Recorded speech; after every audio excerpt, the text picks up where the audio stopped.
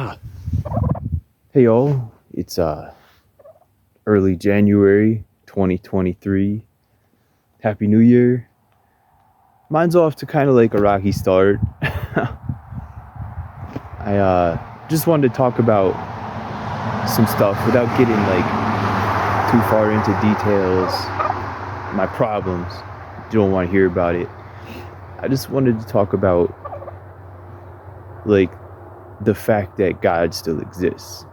And I mean, look, like if you can't see, you don't have the eyes. Like look at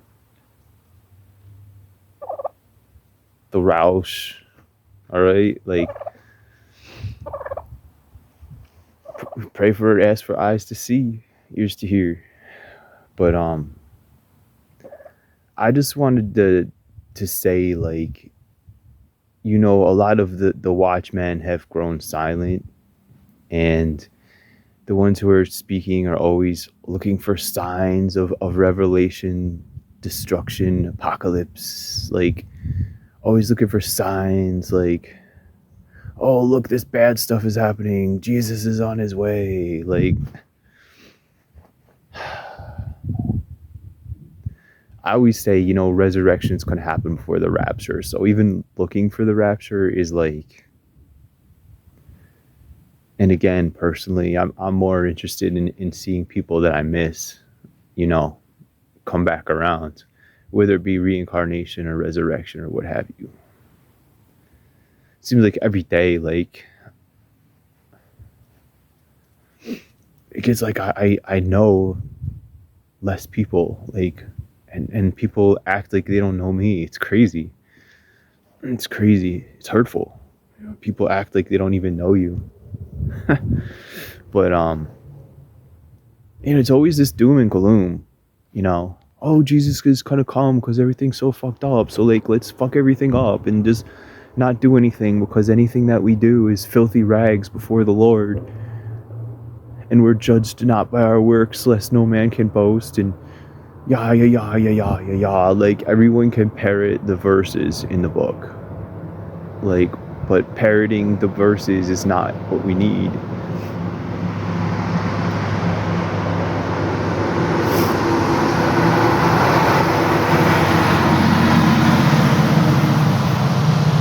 But I mean, my main message is like, God exists, and the gods of old, lowercase g, most likely exist. And whether you think Jesus is a capital G-O-D or lowercase G-O-D, or you don't believe in Jesus, whatever, God is a real thing. Because when every man and woman on earth like lets you down, like, God could use the devil himself to help you out, if so be God's will. And the most beautiful thing about humanity, in my perspective, is the fact that you're like mortal, right? You don't know like necessarily what you come from. You don't know necessarily like the potential you have in the seed of your heart. You don't know that potential until you work for it, like, and keep working, and like maybe like all your efforts, like, I wouldn't say they would ever be filthy rags before any God, because in spite of your weaknesses and flaws and mortalities, all that stuff, like, you put forth the effort anyway.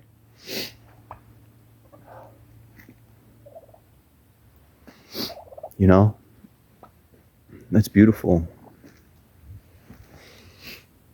And according to the Greek pantheon, the eldest of gods is love himself. And the last message given by Jesus was pretty much to love one another. So, have you done anything like like if the gods were looking down, have you done anything that would like warm their hearts, like made them proud in spite of yourself? Take care, y'all. If you're still watching, this is like a bonus. This is like why I think that the serpent in the Garden of Eden may have very well been like some form of bird or like dragon or things we think of as dinosaurs. And the reason for that is some birds can talk, you know, and the birds seem to be like the only creatures which have like a physical like strangeness about their body, as if they've like literally been ripped in half. They don't seem to be able to fly all the way up to heaven anymore. Someone says you will like crawl on your belly and eat dirt. Well, I mean, when you look at a griffin, which seems to be a more intact version of a bird or a wyvern or dragon, when you look at a griffin, it seems to be a more intact body. Like they have a cochlea instead of like, it's like their half hind limbs and rear part of their body is like not there. And like they literally eat rocks. They have a gizzard down in the lower part of their neck, like before their stomach, and they literally eat rocks in their gizzard, and their gizzard is like this leathery tough muscle, and it takes all the seeds and stuff, whatever they eat, it mixes in the rocks, and it breaks the stuff up for them. So they literally have to eat dirt, have to eat dust. There's a myth about an old tree. You know, a lot of people say, well, the snake, I mean, how's that a curse to the snake? But then you look at the birds, like, I think the birds have a better case for being the creature known as the serpent in the Garden of Eden. There's an old legend about some birds that used to live in a tree, an old tree, used to protect it, you know. Anyway, yeah. Oh, and I mean, birds are like technically like the first children of the god of love.